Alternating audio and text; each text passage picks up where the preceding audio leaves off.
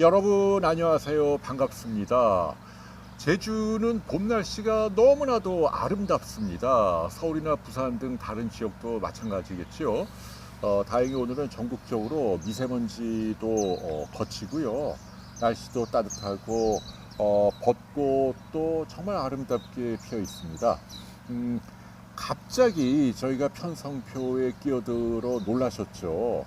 원래는 예고된 게 아니었는데 때마침 제주에 아주 훌륭한 의사분이 학회차 오셨는데 제가 긴급하게 저희 스튜디오로 모셨습니다. 여러분 기대해 주셔도 좋을 것 같아요.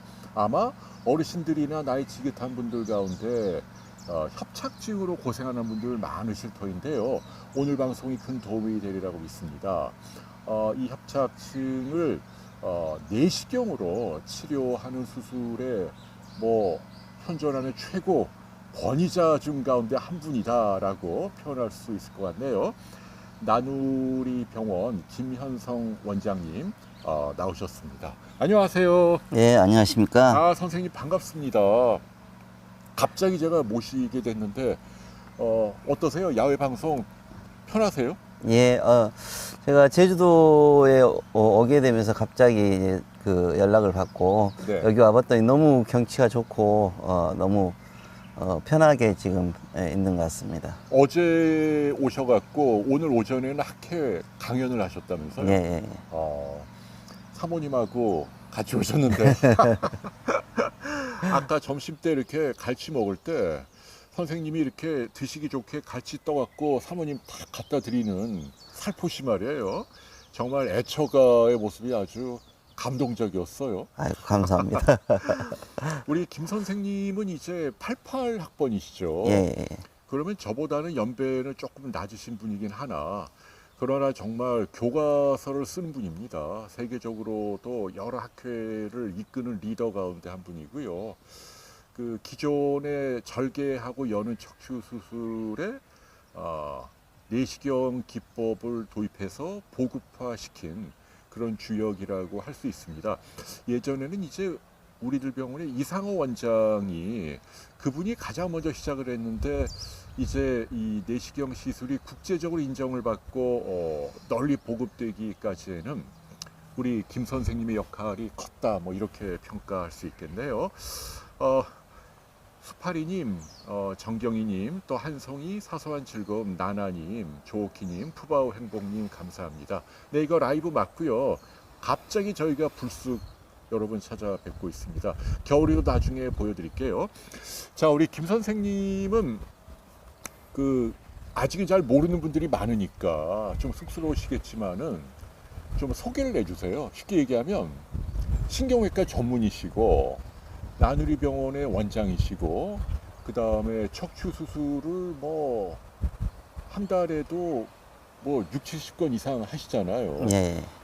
한창 왕성하게 활동하고 계시는데 본인의 업적 가운데 가장 프라우드부하는 가장 자랑스럽게 생각하는 몇 가지만 좀 얘기해 주시죠. 저는 처음 척추 내시경을 시작을 하면서 그 척추 내시경이 앞으로 우리 척추 치료의 미래가 될 것이라고 생각하면서 처음에 시작을 하게 됐습니다. 그게 이게 벌써 20여 년이 지나고 처음에 그 초심대로 지금 잘 가고 있는지 모르겠지만 그래서 그것을 완성시키기 위해서 제가 가장 포커스를 뒀던 게 이제 그 학술적인 역할들을 많이 하고 싶었거든요. 그렇죠. 그래서 논문도 쓰고 학회 발표도 하고 그 학회를 만들어서 좀 발전시키고 하는 그런 것들을 하고 싶었는데 제가 논문이 한 150편 정도 되는데 와. 선생님이 예, 150편. 야, 대단합니다. 거의 대부분 다 내시경에 관련된 논문들입니다. 근데 저한테 제 가슴에 남는 논문들이 정말 많습니다. 근데 꼭 하나를 꼽으라고 하면 저는 2020년도에 월드 뉴로 서저리에 출판되었던 디제너티브 스콜리오시스 측만증이라 그러죠. 측만증을 내시경으로 할 수 있고 그 결과를 보고한 게 전 세계 첫 번째 보고였는데 거기에 제일 제 논문으로서 프라우드 하고 있습니다. 와, 그러니까 세계 척추학회지네요.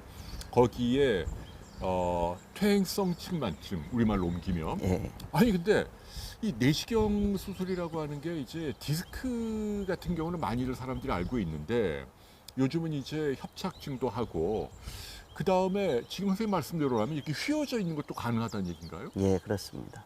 이게 와, 기존에는 이게 뭐 그 내시경 수술 자체가 초창기 때 이제 디스크에 한계가 있었고 그걸로 막 끝날 줄 알았어요. 이제 미래의 치료가 되지 않을 거라고 생각을 했는데 그 내시경 감압술이 발전이 되고 유압술이 되면서 이제 그 미래의 척추 치료에 거의 답으로 지금 가고 있습니다. 근데 그 결정적인 역할을 하게 된 게 저희 한국입니다.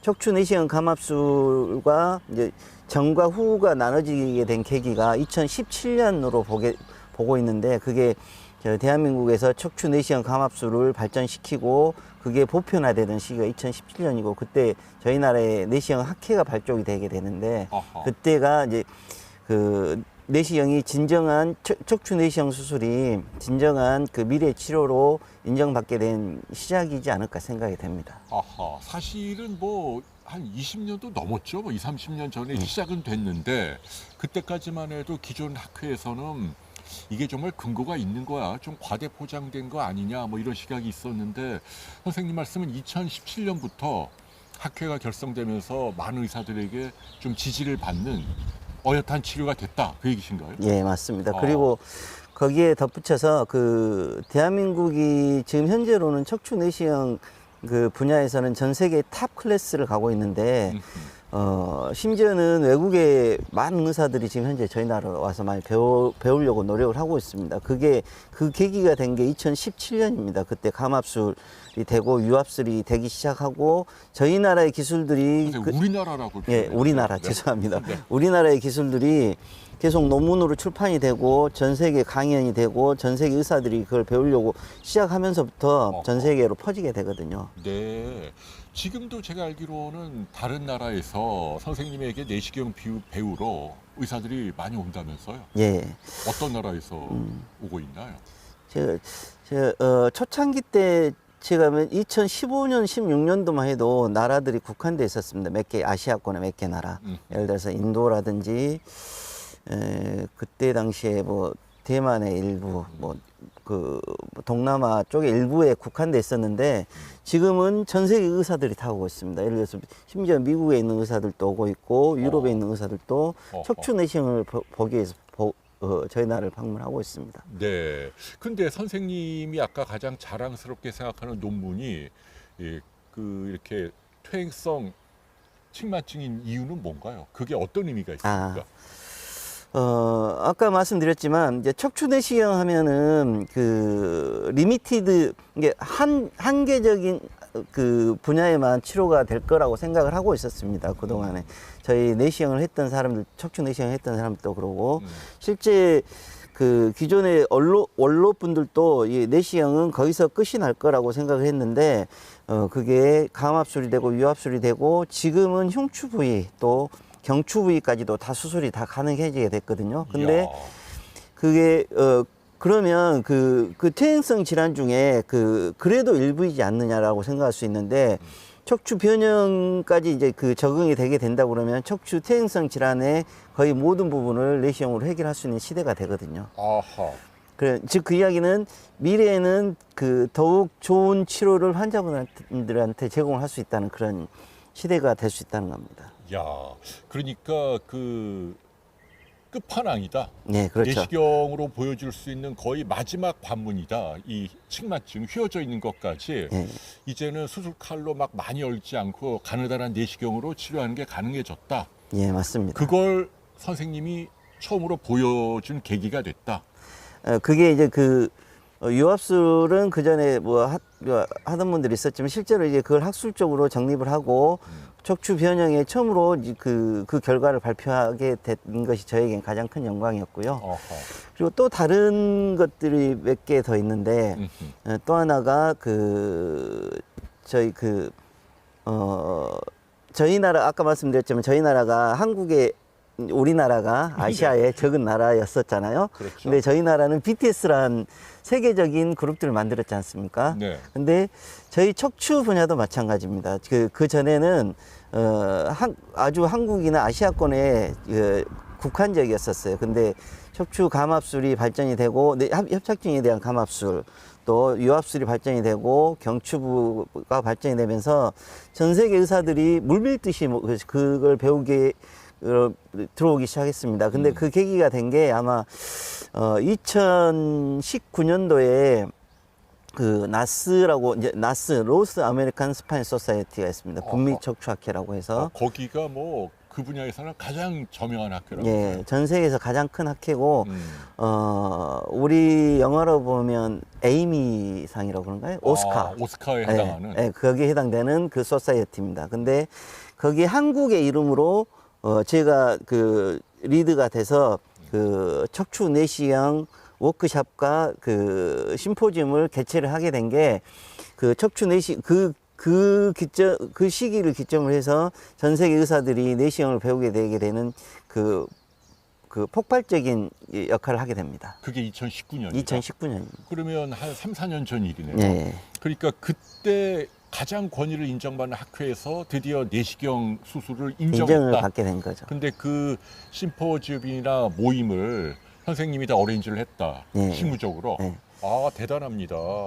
그러면 이제는 내시경 치료는 당당히 그 교과서에도 올라갈 만한 효능을 상당히 인정받은 객관적인 치료다. 그런 얘기죠. 네. 척추 내시경에 대해서는 그동안에 제가 20년 넘게 내시경을 하고 있는데 홍 박사님이 이야기하신 것처럼 그전에는 이건 아직은 논리적인 근거가 없다, 학술적인 근거가 없다, 그런 이야기들이 많이 있었습니다. 근데 지금은 아닙니다.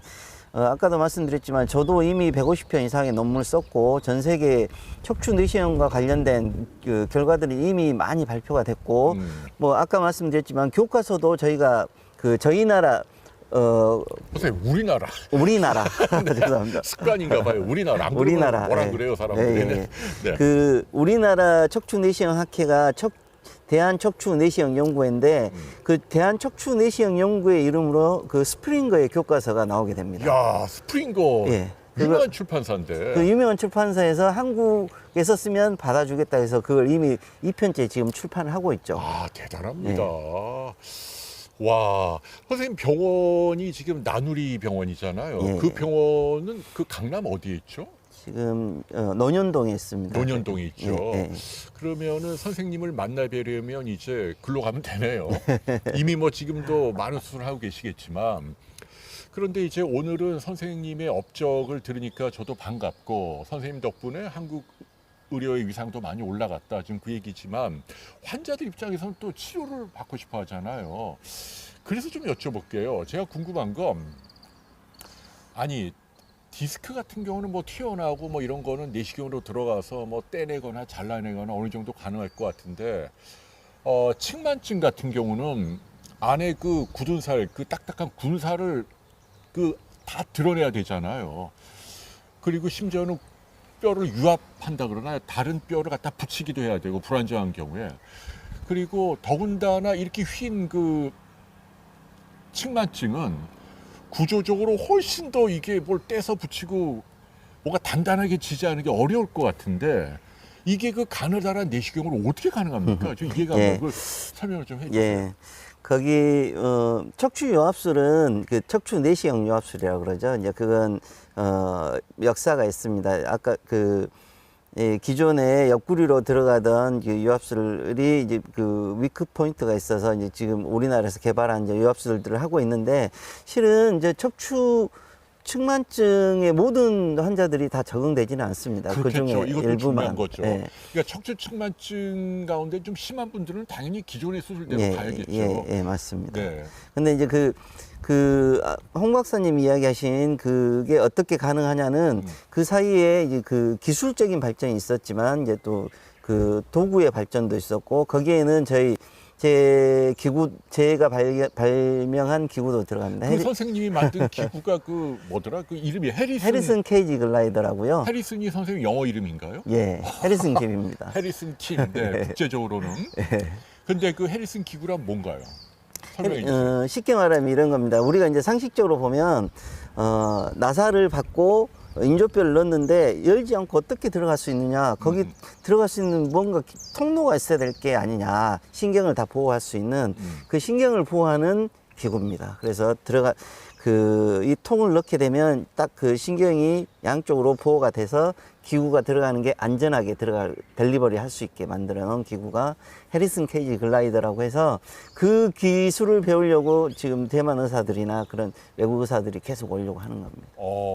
그러니까 그 기구는 선생님이 창안한 거고 그 기구를 이용하면 신경을 손상시키지 않고 안전하게 내시경 유압수를 할 수가 있습니다. 그 유압술이라는 얘기는 뭔가를 뼈를 많이 뜯어내 갖고 척추가 좀 불안정할 때 자기 뼈라든지 인공뼈를 갖다 붙이는 거잖아요. 것이 안전하게 할 수 있는 거죠. 근데 제가 궁금한 건 내시경은 이 가늘잖아요. 한 얼마나 됩니까? 이 두께가 직경이.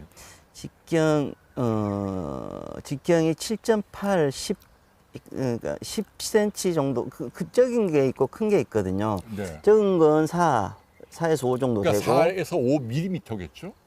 센티미터가 아니 밀리미터죠. 밀리미터겠죠. 예, 그렇죠. 예. 그러니까 1cm의 절반도 안 되는 예. 그 가느다란 것이 이렇게 뼈 사이로 들어가서 예. 거기에 뭐 집게가 달려 있습니까? 어떻게 갖다 붙여요? 거기에 이제 드릴을 통해서 그 네. 루트를 만들고 그 안에 들어가게 되면 그 인조뼈나 이제 그 최근에 개발되는 3D 프린티드 케이지나 그런 것들을 이용하게 되면 특히 내시경은 그 시야를 훨씬 더 깊이까지 볼 수 있잖아요.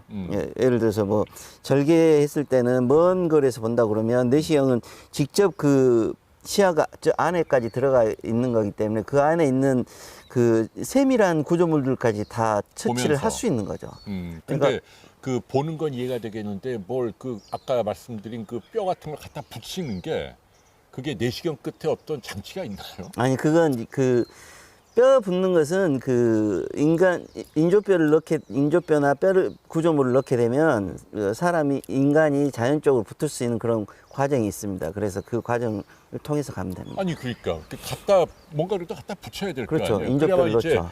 치유 과정을 통해 이제 아물면서 붙는데 그러면 어떤 머티리얼, 어떤 그 인공뼈든 자기 뼈든 내시경을 통해서 이렇게 그 안으로 그 불안정한 부위 안으로 전달을 해야 되잖아요. 예. 그걸 짚는 무슨 집게가 있냐는 얘기죠. 예, 집게가 있죠. 그러니까 그래요? 그 야, 신기하다. 케이지를 아까 이야기했던 해리슨 케이지 글라이더가 그래서 중요한 이유가 네. 그 넣는 그 부위까지 그게 다 보호를 하고 있다는 거죠. 그 집게를. 야 대단합니다. 그러니까 내시경으로 카메라로 다 깊숙한 데를 보는 것 플러스 뭐 잘라내거나 갖다 붙이는 것도 가능하다. 예, 그렇죠. 그래서 이제는 단순히 디컴프레션, 감압하는 거, 꽉 눌려 있는 거 풀어주는 거, 협착증 때뿐 아니라 그 떼내서 이렇게 뼈가 덜렁덜렁 불안한 걸 막아주기 위한 걸 갖다 붙이는 유압이라고 하잖아요. 예. 그것도 내시경으로 가능하다. 예. 아, 대단합니다. 그럼 제가 여쭤볼게요. 그러면 우리 어르신들 비욘디 구독자 가운데 요새 협착증이 무지 많으니까 네. 협착증 위주로 좀 여쭤볼게요. 예. 협착증은 디스크보다는 좀 수술이 좀 어렵잖아요. 난이도가 더 높습니다. 예, 이렇게 뭐 군살이 많이 자라서 네. 다 떼내야 되고 많이 잘라내고 옛날에는 뭐 자기 엉덩뼈 갖다 붙이고 뭐 수술 컸는데 내시경으로 하게 되면 어떤 장점이 있는 겁니까? 장점이 뭐예요? 그리고 어떻게 해서 가능한가요? 일단 내시경의 장점을 먼저 이야기하자면, 쉽게 말해서 그 내시경 감압술이나 절개형 감압술이나 결국에는 신경을 풀어주는 거거든요. 척추관 협착증에서는. 그래서 그 주변에 있는 그 구조물들 붙어 있는 인대를 띄고 뼈를 띄고 신경을 넓혀주는 게 주 목적입니다. 근데 거기에 부가적으로 신경을 보호하고 있는 척추 관절, 그러니까 그 관절이 너무 많이 움직이게 되면 뼈가 물러나고 그러게 되잖아요. 그렇죠. 그것을 막을 수 있게 그런 장치들을 충분히 해야 됩니다. 근데 척추 내시경은 뭐 우리가 알고 있는 그 아주 적은 절개로 갈 수 있다는 것은 당연한 장점이지만 그걸 떠나서 그 안에 있는 신경을 충분히 감압함에 있어서도 그 주변에 있는 조직들을 거의 손상시키지 않습니다. 즉 그 이야기는 기존의 절개 방식에 비해서 그렇죠. 음, 그 이야기는 일단은 신경을 충분히 감압하고 나서 그 다음에 생길 2차적인 문제들을 충분히 줄일 수 있다는 이야기고, 그 이야기는 다시 정상으로 돌아갈 수 있는 찬스가 훨씬 더 많아진다는 이야기죠. 예. 즉 그 이야기는 고령인 환자분들에게 또 이런 그 내시경 감압술을 통해서 일상적인 생활을 다시 영위할 수 있게 하는데 훨씬 더 장점을 가질 수 있다는 겁니다. 그러면 좀 정돈해서 여쭤볼게요. 일단 협착증 진단을 받은 분들, 이렇게 막 MRI 찍어봤더니 좁아져 있고 답답하고 눌리고 다리 저리고 이런 분들 가운데 그냥 약물 같은 걸로 버티느냐, 아니면 수술이 필요하냐, 그 기준은 선생님 뭐로 잡고 있습니까? 그게 예전에 정말 좋은 질문 해주신 것 같습니다. 저는 이제 개인적으로 제가 생각하고 있는 부분을 이야기할 수 있는 것 같아서, 예전에는 예전에 수술이 발전하기 전에, 물론 이제 그 전에도 그 절개형 수술도 다들 잘 하셨지만, 그 전에는 그 절개형 수술들이 가지고 있는 근육을 손상시키고 또 간혹 가다가 신경을 손상시키고 그런 문제들 때문에 수술을 기피를 하는 경향들이 있었잖아요. 그래서 진짜 심한 충분히 안전 가려를 하고 쉴 때까지 쉬고 신경이 더 이상 상하기 직전까지 있다가 수술하라는 그런 이야기를 많이 했었습니다. 그런데 그렇죠. 그건 제가 봐서는 옛날 이야기입니다. 왜냐하면 그때까지 가면 늦거든요. 신경이 다시 살아날 수 있는 찬스가 줄거든요. 그렇죠. 즉 그 이야기는 신경이 심하게 눌린 상황이 되면 이미 그 척추관 협착증 정도가 심하고 증상들이 나타나기 시작했을 때는 어느 정도 기준이 되면은 내시경 감압술을 먼저 트라이를 하는 게 맞다는 거죠. 그래야지 더 회복될 수 있는 여지도 많고 훨씬 더 건강한 척추를 가질 수 있다는 거죠. 이게 오래 눌리면 신경도 변성이 일어난다면서요? 네, 맞습니다. 그래서 그때 늦게 풀어주면 좀 의미가 떨어진다. 네. 그런 점에서 내시경 치료가 환자에게 주는 부담이 적으니까 도움이 된다. 그러면 그 기준을 어떻게 잡으세요? 그러니까 얼마나 심하면 하자 이렇게 얘기합니까? 예를 들어서 두 가지 기준으로 볼 수 있겠습니다. 물론 이제 그 기존에 우리가 알고 있었던 신경이 상하는 경우는 당연히 응급으로 수술을 해야 되겠지만, 그 MRI 상에서 신경이 예를 들어서 50%든지 30%든지 그렇게 많이 줄어 있는 상황에서는 당연히 해야 될 거라고 판단이 되고요. 또 하나는 이제 보행상에, 우리가 협착증은 보행이 가장 큰 문제지 않습니까? 통증하고 보행. 그러니까 걷는 게 예를 들어서 500m를 한꺼번에 걷지 못한다든지, 아니면 하지의 통증 때문에 며칠 동안 잠자는 게 굉장히 많이 힘들다든지, 그건 내시경 치료를 해서 먼저 커버를 해결하는 게 훨씬 더 건강한 삶을 살 수 있다는 거죠. 그러네요. 그러니까 지금은 훨씬 더 적극적으로 좀 치료를 하자는 주의네요. 네, 맞습니다. 네, 지금 나나님, 제가 지난 오케스트라 못 가서 죄송하고요.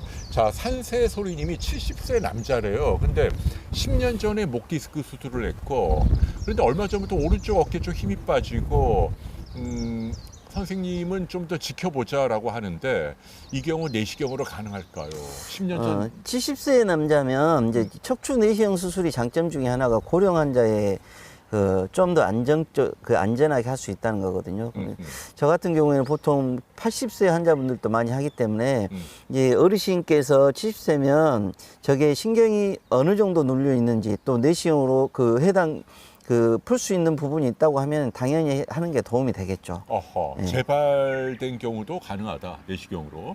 네, 맞습니다. 네. 그러니까 지금 디스크가 척추뿐 아니라 목도 가능하고, 그 다음에 협착증도 가능하고, 심지어는 이제 일부긴 합니다만 퇴행성 측만증도 내시경이 가능하다. 지금 그 얘기신데요. 하나하나 좀 여쭤볼게요. 그러면은 기존의 절개하는 수술 방식은 절개를 얼마나 여나요? 내시경에 비해서 좀 차이가 있나요? 피부를 절개를 일단 해야 되잖아요. 들어가려면. 네. 절개형 수술에 이제 또 많은 발전을 했습니다. 채소 침습 수술이라고 해서 튜블라를 쓰는 그런 술기들까지 나오면서 1.5cm, 2cm 그 정도까지 줄이고 많이 줄었군요. 많이 줄었습니다. 네. 물론 다 그렇게 하는 게 아니고 보편적으로 보면 3에서 5cm 정도 절개를 해야 되는 거죠. 근데 이제 문제는 척추 내시경 수술의 장점이 단순히 피부 절개에만 있는 게 아닙니다. 피부 절개 길이는 양쪽이 좀 아니요. 크게 차이가 안 난다. 한 반절 정도로 보시면, 반절 이하로 보시면 될 것 같습니다. 반절이면 차이가 큰데요. 그러면 차이가 크죠. 내시경을 하면 얼마나 연다는 얘기예요? 한 내시경이 1cm. 보통 1.1cm에서 1.5cm 그렇게 이야기를 하니까요. 그러면 굉장히 작게 네, 연군요. 그렇죠. 네. 딱 필요한 부분만 절개를 하는 거니까. 그 다음에 이제 들어가서 뼈를 뚫는 건 똑같잖아요. 그렇죠. 뼈를 뚫어야만 안으로 들어가니까. 예. 근데 뚫는 건 똑같은데 내시경은 또 뚫는 것도 작게 뚫는다 그 얘기인가요?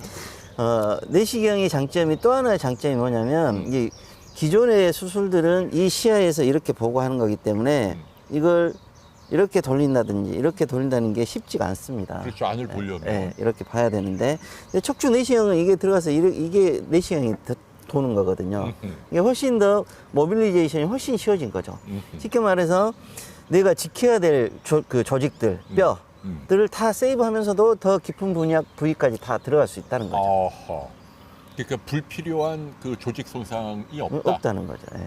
그러면 그 얘기는 환자 입장에서 빨리 회복된다. 후유증도 없다. 두 번째, 1차적인 문제도 확 줄일 수 있다는 거죠. 척추 불안정증이나 그런 문제들을 줄일 수 있기 때문에 뭐 미래에는 내시경 수술이 발전하게 되면서 그 유압 수술에 대한 그 찬스들이 확 줄어들 거라고 생각이 됩니다. 물론 지금도 그 유압 수술을 하고는 있지만 고령 인구가 되면 될수록 유압술은 더 줄어들어야 되거든요.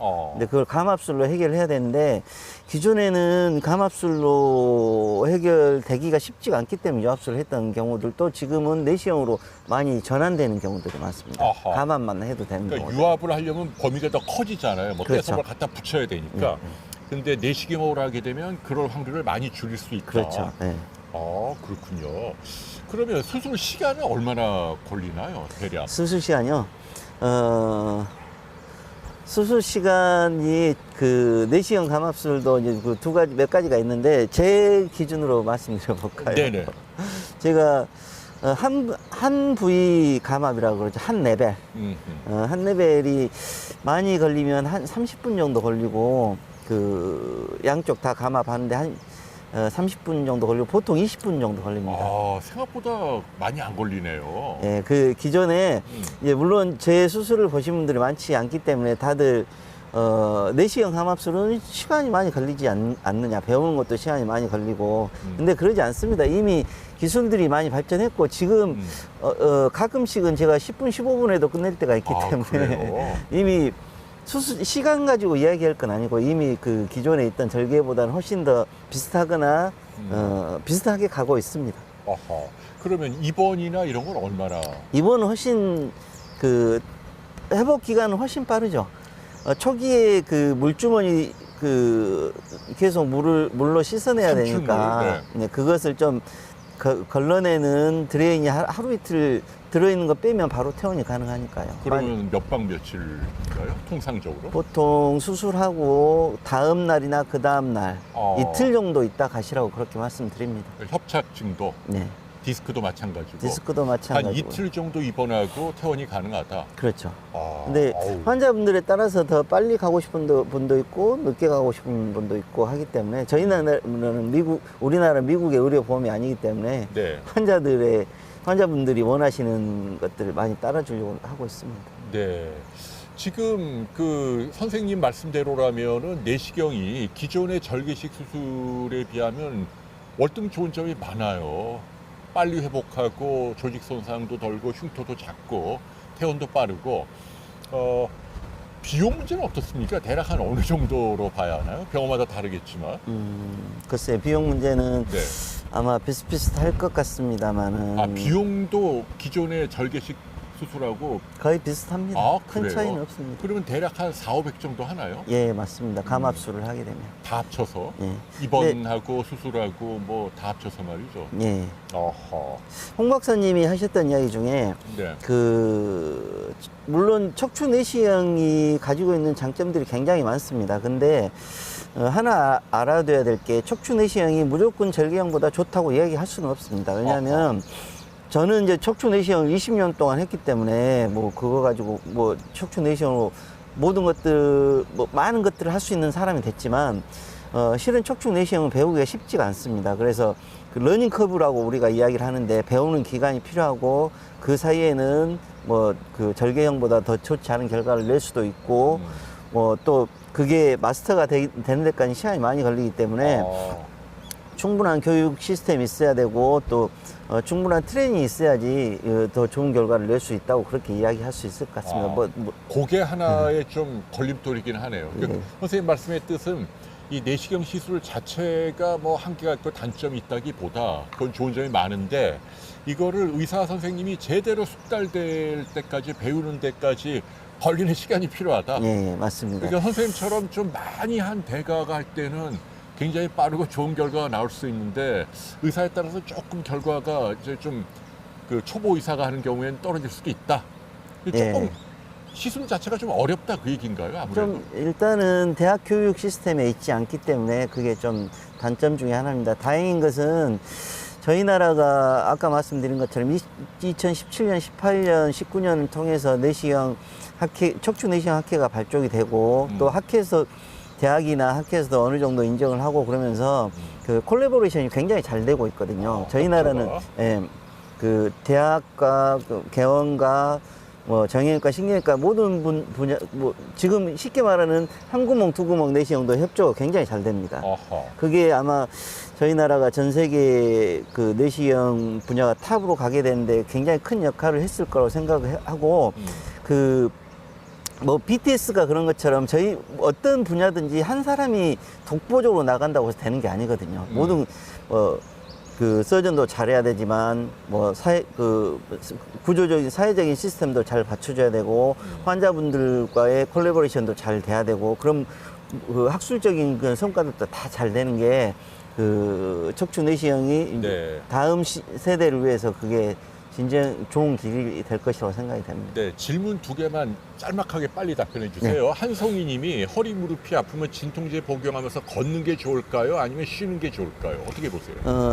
저건 그 급성 통증과 만성 통증에 따라 좀 다른데요.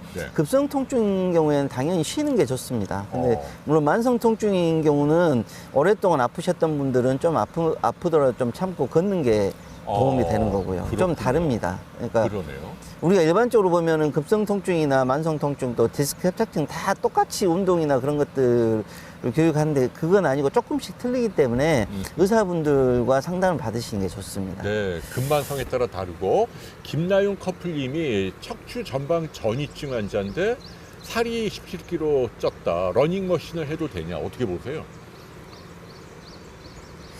러닝머신이요? 네. 지금 통증 정도에 따라 틀릴 것 같습니다만은 17kg가 쪘으면은 일단은 살을 빼고 나서 러닝머신을 하는 게 좋을 것 같습니다.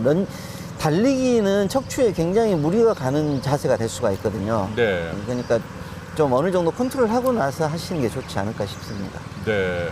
자, 여러분께 좀 양해 말씀. 지금 뭐 저 옆 동네에 갑자기 뭐 약 뿌린다고 차들이 와서 시끄러운 거 양해 부탁드립니다. 자, 박은하 님이 그 오른쪽 허벅지 통증이 있다. 그 엑스레이에 별 이상이 없는데 협착증이냐? MRI 찍어봐야 하냐? 일단 MRI를 찍어보시고요. 네. 그 만성 통증은, 척추 통증은 기존에 그 디스크 협착증만 있는 줄 알았었습니다. 근데 지금 내시경 그 연구를 하면서 많이 밝혀진 것 중에 하나가 만성 통증에 또 다른 신경들이 자라나는 것들이 있다는 것을 이미 지금 최근에 밝혀져서 척추 내시경 하는 친구들은 이미 잘 알고 있습니다. 그래서 일단은 MRI를 찍고 진단을 해서 뭐 그 진단을 내리고 치료를 하면 좋은 결과를 얻을 수 있습니다. 네, 자 다시 협착증으로 넘어올게요. 요새 많이 늘고 있잖아요, 고령화 때문에. 그러면 이제 선생님 말씀대로 옛날과 달리 이제는 좀 아플 때 너무 참지 말고 적극적으로 하자. 그러면 현재 우리나라 환자들이 치료를 할 때는 두 가지가 있겠네요. 기존 방식대로 절개식으로 떼내고 뭐 갖다 붙이고 하는 옛날 방식. 그리고 선생님의 내시경 방식. 그런데 이게 비율이 대략 어느 정도 시행되고 있나요, 우리나라에서? 지금은 협착증까지 포함을 한다고 해도 내시경이 많이 잡으면 30% 내지 20%에서 30% 정도 될 것 같습니다. 근데 그건 정말 많이 는 겁니다. 예전에 비하면. 옛날보다는 확실히 늘고 있다. 엄청 많이 늘었습니다. 근데 그래도 한 20-30%만 내시경으로 하고 지금 현재는 나머지는 그렇습니다. 옛날 방식대로 한다는 거잖아요. 네, 맞습니다. 근데 이제 선생님은 이 분야의 뭐 전문가시니까 이제 내시경 하자 좋은 점이 있다고 말씀을 하시는데 기존에 수술한 또 의사들은 또 그들 나름대로 논리가 있을 거 아니에요. 네. 선생님이 좀 중간자적인 입장에서 교통 정리를 좀 해주세요. 그러니까 예. 어떤 경우는 나 같으면 내시경으로 하고 어떤 경우는 뭐 수술을 해도 되겠다. 뭐 이런 기준이 있나요? 어떻게 보세요? 그게 이제 아까도 말씀드렸지만 러닝 커브에 대해서 말씀드렸잖아요. 물론 척추 내시경 수술이 가지고 있는 장점들이 많긴 많습니다. 하지만 척추 내시경이 모든 의사들한테 좋은 칼이 될 수는 없습니다. 즉 그 이야기는 예를 들어서 절개형 수술로도 척추 내시경 수술만큼의 결과를 내신 분들이 더 좋은 결과를 내신 분들도 엄청 많거든요. 있겠죠. 그러면 그분한테는 그게 제일 좋은 칼이니까 당연히 그 치료를 해야 되는 게 맞죠. 물론 그러기 위해선 이게 앞으로 미래의 척추 내시경 수술이 이런 교육을 통하면 더 좋은 결과를 낼 수 있을 거라고 생각이 되면 뭐 그분들이 계속 절개형 수술을 하고 하시더라도 이런 교육 시스템을 잘 꾸리고 이런 사회적인 시스템을 잘 맞춰가지고 후학들이 척추 내시경 길을 갈 수 있도록 또 길을 터주고 그 말씀을 그러니까 의사 디펜던트하다, 예. 의사 의존적이다. 예. 그러니까 그 의사가 기존 수술이 숙달됐고 잘하는 분이면 그게 정답일 수 있다. 예, 맞습니다. 척추 내시경이 아니더라도 그게 다 될 수가 그걸 있습니다. 부인하는 건 아니란 얘기예요. 근데 지금 상식적으로 내시경이 장점이 많단 말이에요. 그러면 앞으로 미래의 전망은 내시경이 점점 더 늘어날 거다, 그 얘기인가요? 앞으로 지금 현재 추세로 보면 예를 들어서 지금 젊은 그 척추를 하는 의사들 정형외과고 신경외과고 대부분 다 내시경부터 시작을 하는 경우가 많습니다. 최근에는. 즉 그 이야기는 앞으로 시간이 지나면 지날수록 다 내시경으로 바뀌게 된다는 거죠. 예를 들어서 우리가 척추 관절경이라고 하는데 관절경이요. 무릎이나 네. 이런 데 정형외과에서 하는. 예, 제가 수련 받았을 때만 해도 그 수술을 왜 하느냐 그랬었습니다. 그때는 왜 그랬냐 그랬어요. 네. 근데 지금 다 관절경 하지 그게 제일 않습니까? 보편적인 건데. 예, 맞습니다. 어허. 그게 이제 내시경도 마찬가지입니다. 지금 그게 이 터닝 포인트가 이미 지났다고 생각이 되고요. 이제 지나게 되면 그 다음부터는 젊은 친구들이 그걸 하나씩 더 배우고 더 중요한 것은 아까 말씀드렸던 교육을 하는 것도 중요한 거지만 젊은 친구들이 배워야 되는 것도 중요한 겁니다. 근데 젊은 친구들이 내시경만 배우면 안 됩니다. 왜냐하면 우리는 환자를 위해서 치료하는 의사지 내시경을 하는 의사는 아니거든요. 환자한테 제일 좋은 결과를 내야 되는 의사이기 때문에 내시경 아니고도 할 수 있는 기본적으로 할 수 있는 절개도 할 수 있고 내시경도 할 수 있는 그런 의사가 돼야 된다. 그러면 의사들 입장은 또 그럴 텐데요. 환자 입장에서 말씀하신 대로 이제 증세가 있고 이제 참지 말고 신경 변성 오기 전에 협착증 빨리 치료하자. 그러면은 협착증도 종류가 여러 가지가 있잖아요. 그 중에 어떤 게 특히 내시경에 도움이 된다 이렇게 얘기할 수 있습니까? 예. 감사합니다. 좋은 질문 해주셔서.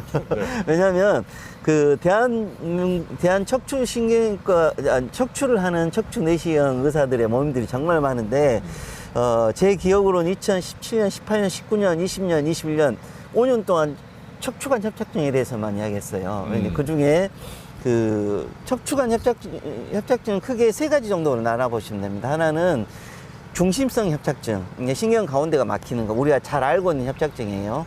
또 하나는 중심성 협착증과 척추 불안정증, 그 나사를 박아야 되는 척추관 협착증이고, 또 하나가 추간공 협착증이라고 신경이 나가는 길에 생기는 협착증입니다. 근데 중심성 협착증은 그래도 좀 더 쉬워요. 보편적으로 할 수 있고. 근데 네. 추간공 협착증은 조금 더 어렵습니다. 그리고 기술이 많이 필요하고. 그래서 그나마 쉽게 안정적으로 할 수 있는 것은 중심성 협착증부터 먼저 해야 된다는 거죠. 그리고 마스터가 되면 추간공 협착증도 이제 그 다음에 받을 수 있다는 지금 거고요. 얘기한 그 유형은 주로 MRI만 찍으면 다 나오는 거죠. 그렇죠. 예. 그러면 말씀대로라면은 중심성인 경우에는 내시경으로 하는 게 이익이 크겠다. 성과가 잘 나오겠다. 네, 맞습니다. 가장 쉬운 경우인데 그런 경우라고 한다면 굳이 열고 막 그럴 필요 없겠다. 그 얘기고. 네, 맞습니다. 그런데 그러면 추간공 협착증은 내시경으로 못한다 이런 뜻인가요? 그건 아니면? 아닙니다. 예. 실은 추간공 협착증은 절개형 수술도 마찬가지고 내시경 수술도 마찬가지고 그동안에 성공률이 굉장히 낮았어요. 70%, 80% 정도 이야기를 했는데 그만큼 재발도 많고 또 수술 중에 문제도 많고 그래서 환자분들이 많이 힘들어하고 그랬던 수술 중에 하나입니다. 물론 그걸 커버하기 위해서 유압술이 나오고 나사모 수술이 나오고 근데 나사모 수술은 굉장히 큰 수술이잖아요. 그 위아래로 뭐 나사로 박아갖고 고정시키는. 예. 네. 이제 다행인 것은 이제 그 사이에 이제 아까 말씀드렸던 뭐 내시경 척추관 협착증에 대한 많은 토론을 통해서 지금은 추간공 협착증에 대해서도 척추 내시경을 통해서 기존의 절개형 수술과 비슷하거나 더 좋은 결과를 내는 결과들이 지금 계속 나오고 있습니다. 그래요? 네. 그래서 앞으로는 추간공 협착증도 기존보다 더 좋은 결과를 내시경을 통해서 낼 수 있을 거라고 생각이 됩니다. 네. 제가 이제 받은 뉘앙스는 중심성 협착증은 저라면 내시경 하겠네요. 그게 이제 러닝 커브에 크게 구애받지 않고 좋은 결과를 낼 수 있고 추간공인 경우는 좀 어려운 경우인데 그래도 이제 선생님처럼 이렇게 스킬풀하고 경험이 많은 분한테 가면 마찬가지로 내시경으로 받아도 될 것 같은 그런 느낌이 드네요. 어쨌거나 좀 더 많은 의사분들이 많이 배우고 근데 그럴이라고 확신하는 거잖아요. 예, 확신합니다. 왜냐하면 이제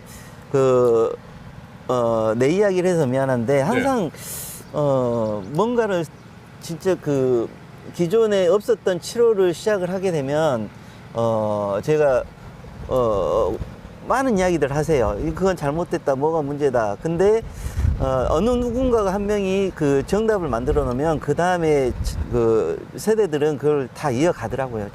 제 많은 논문을 쓰고 그 또 술기를 개발하고 또 젊은 친구들이 그걸 또 다 따라하는 걸 보면 네. 지금 추간공 협착증도 마찬가지입니다. 지금 거의 다 해결됐다고 생각되고 이미 저는 논문도 거의 다 정리됐고 했기 때문에 앞으로 미래에는 젊은 친구들이 또 그걸 이끌어 갈 거라고 생각이 근데 됩니다. 추간공 악과에다가 그거 말고 이렇게 불안정성 협착증도 그런 경우 골유합이나 뭐 이런 거 많이 하는데 마찬가지로 그것도 내시경으로 가능하다. 현재. 지금은 저 같은 갖다 붙이는 건 경우에는 다 된다. 지금은 저는 절개 수술이 거의 1년에 뭐 거의 없는 사람이기 때문에 모든 유압술도 다 가능하고 유압술도 척추 내시경 유압술에 대해서 좀 이야기 좀 해도 네네, 될까요? 해주세요. 왜냐하면 네, 내시경 유압술.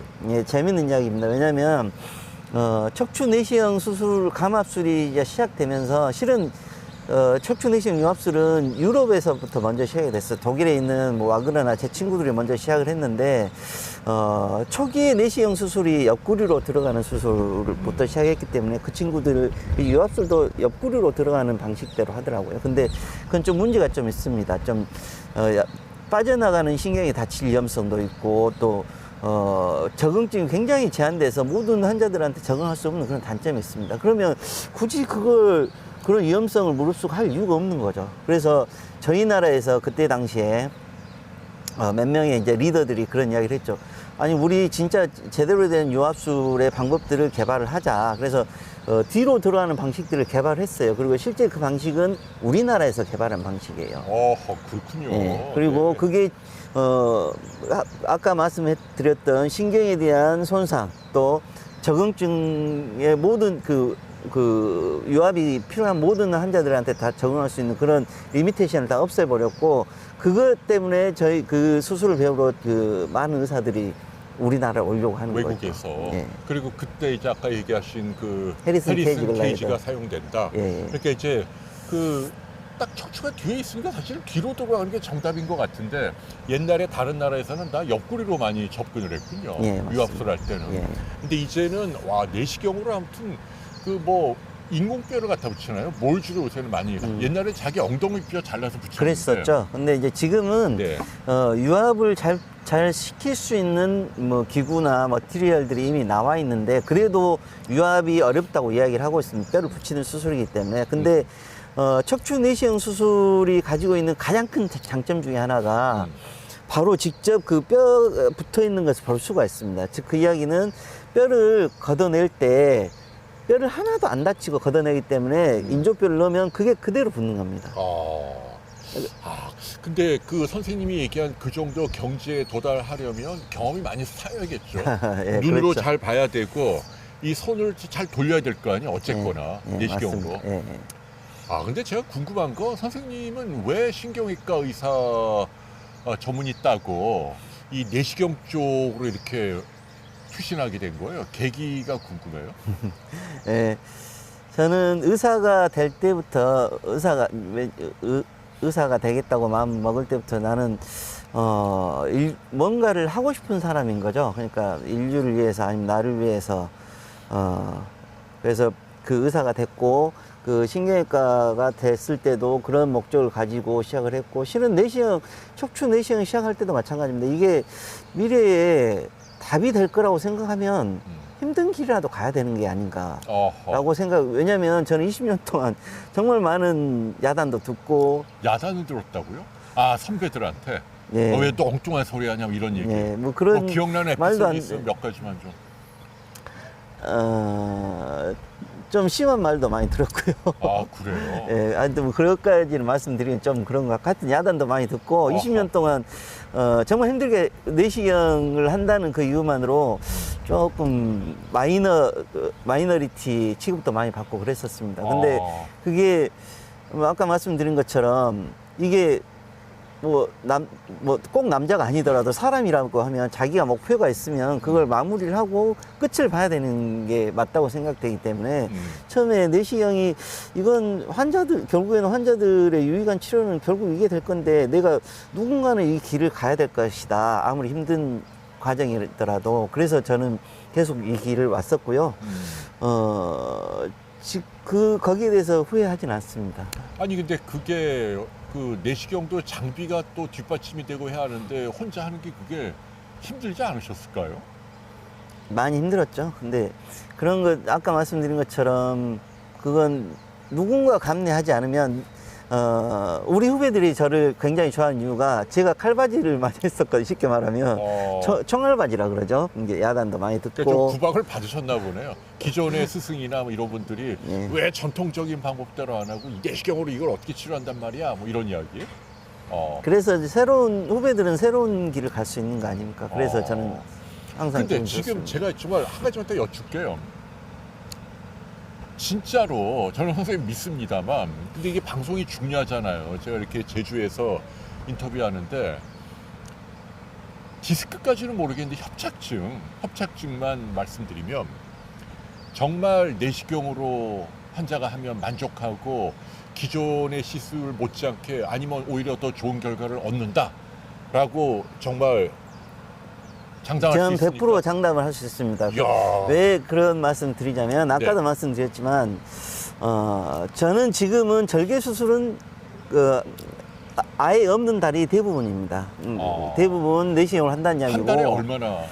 60명에서 80명 정도 하는데 실은 그 중에 쉬운 환자들은 저한테 안 와요. 그렇겠네요. 강남에 있으니까. 그리고 대부분 환자분들이 소개하거나 의사분들이 소개해서 오신 분들이고 그분들이 만약에 제 결과가 좋지 않았다면 지금 이렇게 뭐 수술하고 있지는 않을 겁니다. 강남에 있지 못하겠죠. 네. 강남뿐 아니라 지금 선생님은 글로벌하게 또 인정받는 의사시니까 그렇다면 정말 저도 지인 가운데 협착증 좀 앓고 있다. 그리고 옛날처럼 뭐 좀 참아라 무조건 그러면 안 되고 변성 생기니까 좀 적극적으로 치료하는데 내시경으로 하자라고 권유해야겠네요. 네, 맞습니다. 뭐 훨씬 환자의 데미지가 적으니까. 네. 아하, 야, 의학이 참 발전하고 그 과정에 이렇게 파이오니어가 있다는 게 참 고마운 일이네요. 자, 질문 짧게. 모다정님이 우측 다리 저리부리 협착증 척추 내시경 수술을 했다. 앉아서 일을 하는데 업무는 언제부터 가능한가요? 앉아서 일하는 업무는 수술한 다음에 언제부터? 이제 내시경 단순 협착증 내시경 감압술이라고 그러면 앉아서 하는 일 정도면 장시간이 아니라고 그러면 일주일 정도 후에는 가능하십니다. 일주일. 자, 알파치노님이 오른쪽 다리 힘이 없고 안 들리고 장골 쪽이 아프고 시큰거리고 쿡쿡거린다. 이거는 어떤 증상이라고 보세요? 일단은 네, 저분은 정형외과하고 신경외과를 같이 봐야 될 것 같습니다. 저건 물론 협착증일 수도 있지만 네. 고관절의 문제일 수도 그렇겠네요. 있거든요. 고관절. 네, 그러니까 같이 보셔야 됩니다. 네, 윤영주님이 72세 여성 무릎이 왼쪽이 아프다가 어쩔 때 오른쪽 아프고 딱딱 소리 나고 이분은 이제 무릎 문제라 선생님 경우가 좀 다르긴 한데 그래도 간단하게 어떻게 보세요? 딱딱 소리 나는 건 큰 문제가 될까요? 소리 나는 것은 되게 별 문제가 되질 않죠. 왜냐하면 그게 소리가 관절에서 나는 소리가 아니고 대부분 예, 운전할 때나 오래 앉아 있을 때 다리가 저린 건 이거는 협착증하고 상관없는 거죠? 상관이 있습니다. 아, 저거. 있습니까? 예, 아, 그 걸을 때 저린 거 말고 예. 운전할 때 앉아 있는 것도. 마찬가지입니다. 그러면 저분도 한 번쯤 MRI가 필요한가요? 예, 맞습니다. 아하, 그렇군요. 자, 오늘 선생님과 말씀 나누다 보니 시간이 벌써 다 됐는데 지금. 네. 선생님, 이제 아무튼 진료 또 앞으로 이제 뭐 여러 꿈이 있겠지만 선생님 꿈 이루시고요. 마지막으로 앞으로 선생님의 포부가 뭔지 의사로서 네. 여쭐게요. 예, 저는 척추 내시경이 메인이 되게 하기 위해서 20년 동안 노력을 했고 앞으로도 그렇게 할 겁니다. 그리고 제 마지막 목표는 지금 이미 거의 그렇게 된 것 같은데 한국의 척추 내시경이 전 세계 탑의 자리를 매김할 때 하는 데까지 그게 제 마지막 롤이라고 생각합니다. 아하, 지금 현재까지도 그렇게 노력하고 계시지만 앞으로도 계속 노력할 한국이 것이다. 메인 센터가 될 때까지 아. 준비를 하도록 하겠습니다. 아, 대단합니다. 그 선생님께 진료를 받기를 원하는 분은 나누리병원 가면 되는 거죠. 예, 강남에 맞습니다. 있는. 네.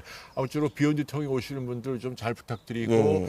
오늘 이 먼 제주에서 갑자기 시간 내주신 거 진짜 감사하고 사모님하고 즐거운 관광하세요. 예, 감사합니다. 아, 진짜 이 불모의 지대나 다름없던 척추 내시경을 이제는 협착증은 물론이거니와 심지어는 뭐 목 디스크 또 나가서는 이렇게 흉추까지 다 가능. 네, 흉추도 가능하고 심지어는 이렇게 뭐랄까 척추가 휘는 예.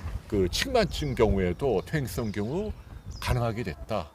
네, 정말 대단한 일을 하셨네요. 네, 김현성 선생님 너무너무 감사하고 여러분 중간에 시끄러워서 죄송해요. 끝나니까 조용하네요. 젠장 지금 이제 옆집에 뭐 이렇게 소독하는 게 끝났나 봅니다. 자, 아름다운 제주에서 척추 내시경 수술의 최고 권위자죠. 우리 김현성 선생님 모시고 좋은 시간 가졌습니다. 선생님 감사합니다. 네, 감사합니다. 네, 여러분 행복하세요. 감사합니다. 안녕히 계십시오.